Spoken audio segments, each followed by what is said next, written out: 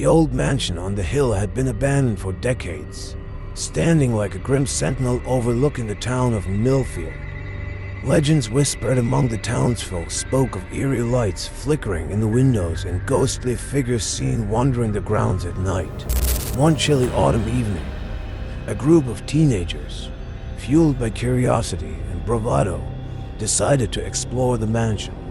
Emily, Jake, Sarah, and Tom approached the creaking iron gate, which swung open with a loud groan as if welcoming them into its sinister embrace.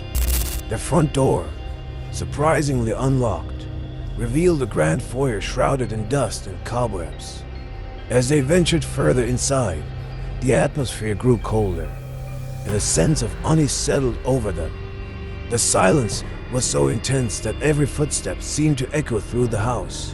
Exploring the dimly lit rooms, they found old furniture draped in white sheets, family portraits with eyes that seemed to follow them, and a grand staircase leading to the upper floors.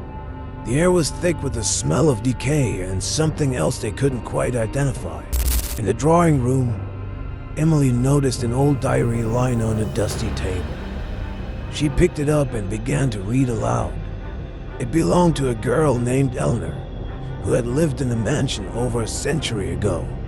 Her last entry was dated the night she disappeared, filled with frantic words about hearing whispers and seeing shadows.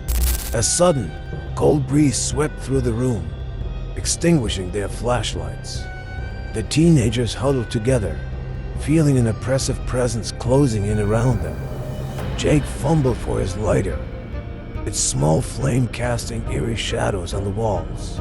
From the corner of the room, a faint, ghostly figure began to materialize. It was Eleanor, her eyes hollow and filled with sorrow. She reached out a transparent hand, her mouth opening in a silent scream. The teenagers were frozen in terror, unable to move or speak. Eleanor's apparition pointed towards the cellar door, her form flickering like a candle in the wind. Summoning their courage, the group descended the narrow staircase into the pitch-black cellar.